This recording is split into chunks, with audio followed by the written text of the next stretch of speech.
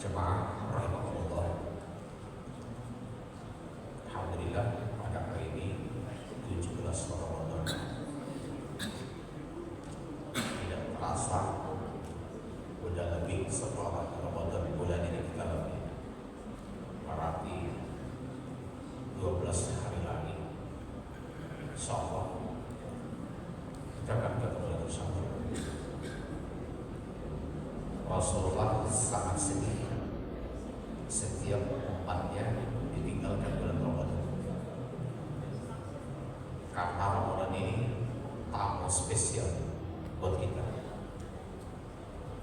Di sini Allah menghantarkan maghfirahnya untuk kita sampai bahkan dibebaskan dari azab api neraka kalau kita maksimal memanfaatkan Ramadan. It's good anillah. Jemaah berbahagia, sebelum Rasulullah diutus,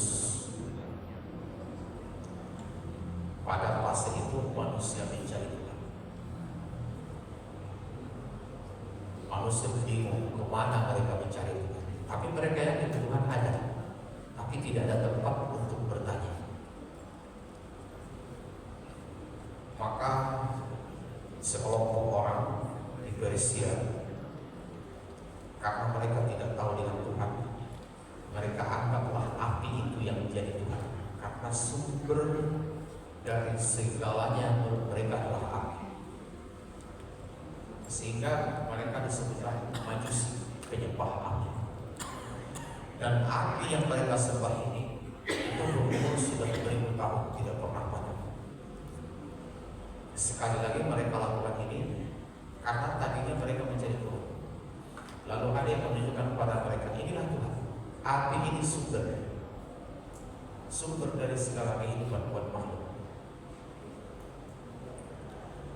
Tapi ada juga yang tidak setuju, itu Tuhan. Maka mereka jadikanlah patung Lat, Uzza dan Manat di Ka'bah. Apa kata mereka? Patung-patung inilah yang akan menghantarkan kita ke Tuhan. Jadi orang Makkah tidak mengatakan patung itu Tuhan, tapi wasilah, penghubung antara mereka dengan Tuhan yang mereka tidak tahu di mana dan bagaimana. Cuma diyakini ada di suatu tempat. Lalu ada lagi yang menjadikan patung-patung berhala lainnya di gereja-gereja, di vihara dan seterusnya. Semua pada prinsip mencari Tuhan. Sampailah kemudian Rasulullah terakhir tanggal 12 Rabiul Awal. Kemudian beliau berumur 35 tahun. Di sini pun dia sudah mulai bingung. Mana Tuhan itu? Dia juga bingung. Dia tidak yakin Tuhan itu harus ada perantara menghantarkan doa kepada mereka. Bukan bukan yang dilakukan orang-orang Makkah itu. Bukan api yang disembah, bukan berhala-berhala yang dipuja-puji itu. Allah pasti ada dan nyata. Tapi gimana menyenangnya? Di tengah kegelisahan beliau, maka beliau teruslah di Gua Hira. Kadang-kadang di Gua Hira itu setelah dia baru pulang, menenangkan diri, mencari di mana Tuhan. Lebih kurang 5 tahun dia rutin ke sana. Kadang-kadang selama di sana nasinya ibarat kita kalau nasinya diantarin sama anaknya Fatimah, anak gadis kecil, naik Gua Hira, turun sendiri. Jarak dari Gua Hira ke rumah Rasulullah lebih kurang 6 kilo. Pada pas itu bukitnya masih polos, belum ada tangga-tangga seperti sekarang. Bingung cari Tuhan. Sampailah malam 17 Ramadan. Itu yang disebut nuzulul Quran, memperingati turunnya Al-Quran. Datanglah Jibril dengan bentuk asli, yang mana dia lebih besar daripada bumi.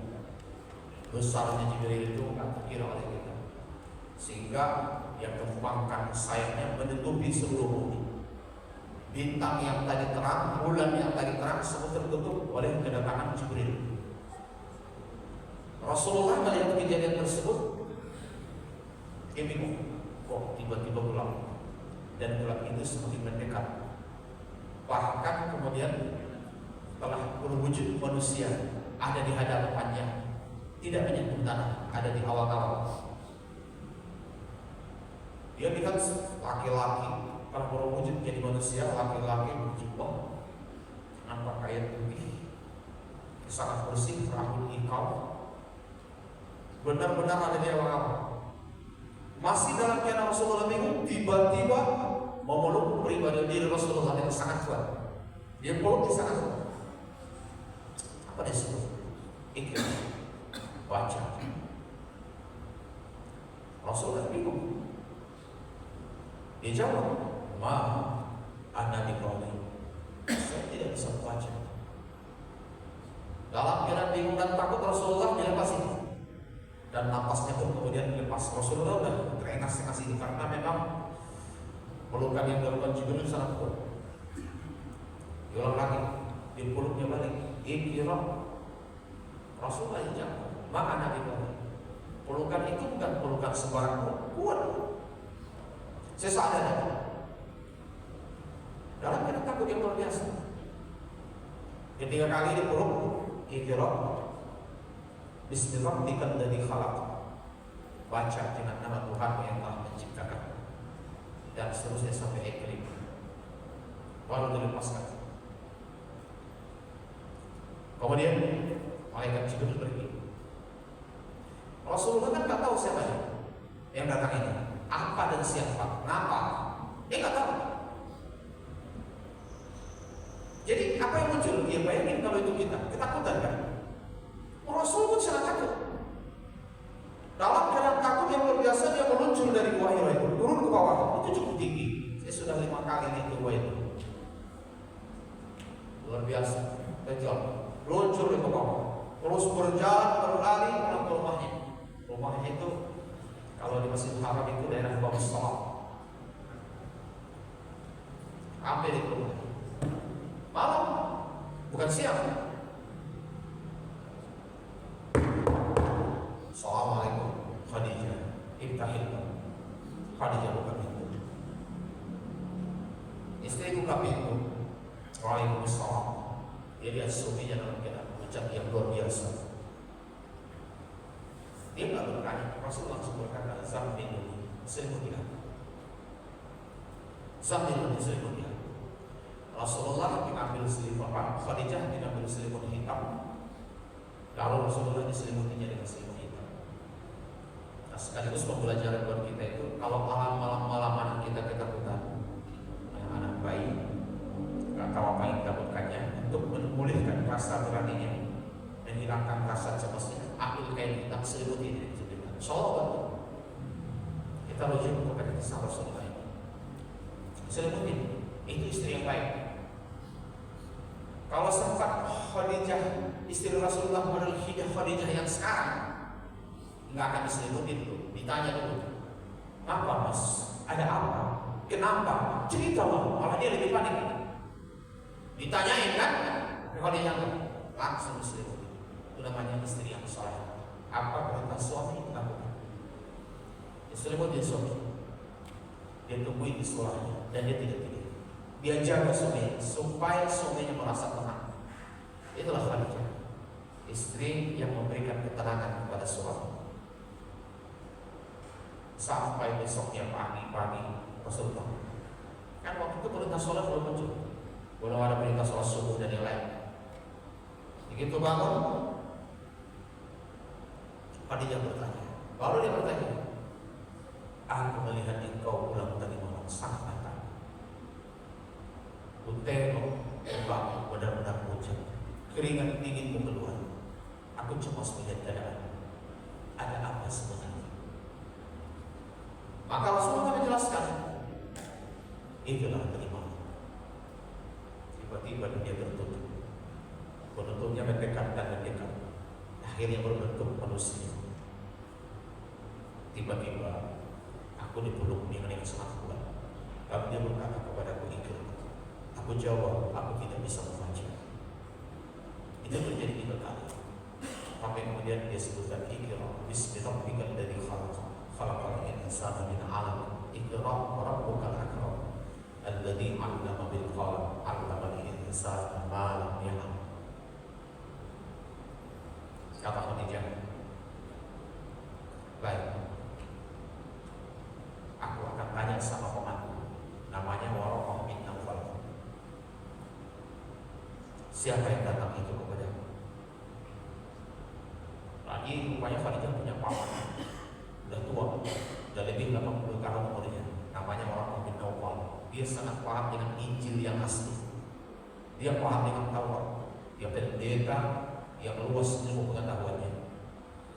Maka Khadijah berangkat ke rumah Waraqah bin Nawfal, paman. Iya, suamiku punya masalah. Dia mengalami sebuah peristiwa seperti ini. Apa yang dialami Rasulullah itu oleh Khadijah diceritakan. Mendengar cerita itu, kata Waraqah, wahai Khadijah, jaga suamimu baik-baik. Dialah yang ditunggu. Apakah dialah yang ditunggu? Akan sangat banyak problem yang akan dihadapi di depan. Andaikan umurku masih panjang, akulah salah satu orang yang pertama mengakui kenabiannya. Dia nabi akhir zaman. Jadi akhirnya Rasulullah, Pak Khadijah begitu mendengarkan penjelasan, pulang kembali ke rumah dan dimenemui Rasulullah. Khadijah berkata, suamiku, aku telah bertemu paman. Pamanku menjelaskan yang datang kepada adalah Namus. Namus kalau di Injil disebut Namus. Namus itu nama lain dari Jibril alaihissalam. Itulah yang menurunkan roh ke rahim Maryam. Jadi yang datang ke Maryam itu sama dengan yang datang kepada Isa, kepada Muhammad malam tadi, kata Waraqah bin Nawfal. Jadi engkau akan jadi nabi akhir zaman, Rasul akhir zaman, penutup pada segala nabi. Karena nasihat tadi Khadijah pun sangat berhati-hati. Tak lama kemudian Rasul kembali ucap, balik keringat ingin datang. Kenapa? Dia datang lagi. Kata Rasulullah. Karena tadi Khadijah sudah dapat berita itu malaikat, dia tahu malaikat tidak akan mau memasuki ruangan yang di situ ada aurat yang terbuka. Oleh Khadijah, dia buka songkoknya, dia acak-acak rambutnya. Dia lihat apakah dia terlihat. Bagaimana kata Khadijah? Apakah dia masih ada? Dia telah pergi. Kemudian oleh Khadijah ditutupnya balik rambutnya, auratnya ditutupnya, kakinya balik songkoknya. Dia datang lagi. Kata Khadijah, dia benar malaikat. Maka masuk Jibril. Masuk dan berkata, ya ayyuhal muddathir, wahai orang yang berselimut, kum fa'anzir, berdirilah dan berilah kabar takut. Wa rabbuka fakabbir, Tuhan kabbir, agungkanlah. Wa thiyabaka fatahhir, pakaianmu sucikan. Wa rujza fahjur, dan dosa-dosa jauhilah. Disinilah ayat pengangkatan beliau menjadi Rasul akhir zaman. Kum fa'anzir. Jadi jemaah berbahagia, dari sinilah kemudian Jibril terbiasa mengunjungi beliau sampai menjelaskan tentang Allah. Dan ayat-ayat yang dibawa pun menjelaskan tentang Allah. Maka Allah yang menjelaskan dirinya melalui ayat-ayat Al-Quran dan juga melalui Jibril sebagai penerjemah. Dan sehingga itulah yang sampai kita. Jadi jemaah berbahagia. Jadi yang pertama ikrar di situ, Bismillahirrahmanirrahim, dengan nama Tuhan yang menciptakan. Ya Tuhan dulu dikaitkan. Jadi tidak perintah sholat, tidak perintah zakat, tidak perintah apa, tapi pengenalan Allah. Di sana dulu diarahkan. Makanya semestinya kita juga sebagai umat, sebelum yang lain kita lakukan, mengenal Allah yang harus kita utamakan. Kamu aneh. Kita mengaku mengabdikan diri kepada kepada Allah, sementara kita tidak pernah mengenal Allah. Kalau hanya sebatas menyebut nama, seorang bisa, tapi yang bernama itu siapa? Dengan jelas Allah menggambarkan dirinya supaya kita tidak berhayal-hayal tentang dia. Kalau kita berhayal-hayal tentang Allah, maka Allah itu akan beragam sesuai dengan hayalan masing-masing kita. Kalau ada yang berhayal, maaf ya, ada misalkan seseorang menganggap memahami istiwa alal arsy dengan bertempat di arsy, otomatis dia sudah meremehkan Tuhan. Karena agak besar Tuhan itu duduk di atas menurut bahasa yang disampaikan. Kalau duduk di atas, pakai logika sederhana, kita semua pasti membayangkan dan yang kita bayangkan berbeda-beda. Yang pasti pakai pantat lah itu. Masa Tuhan pakai pantat? Pakai kursi, warnanya mungkin beda-beda. Tak pakai baju, tak pakai celana, pakai jubah, tak beda-beda lah dia. Jadi kalau seperti ini adanya, namanya satu, tapi bentuknya di pikiran kita tidak ada yang sama. Akibat apa? Tidak mengenal Allah. Dan kita pun tidak pernah mau tahu untuk tahu dengan Allah. Ini yang sering terjadi.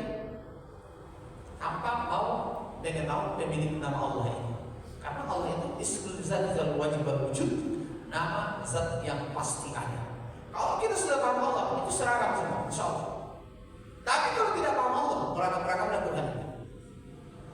Nah, jadi jemaah yang berbahagia, tadi dari masa jahiliyah orang telah mencari keterangan tentang Allah. Keterangan itu sudah ada dalam Quran. Tapi sekali setelah menerangkan, kita tidak akan paham tanpa ada yang menjelaskan. Itulah namanya guru. Paling tidak disebutlah mursyid. Bukan harus guru thariqat, tidak demikian. Tapi yang mengenal Allah. Maka Allah katakan, wattakhadhu ilaihi mursyida. Jadikan kamulah untuknya mursyid, pembimbing yang menunjuki jalan kepadanya. Jadi jemaah berbahagia, apapun ceritanya, misi utama kita mengenal Allah.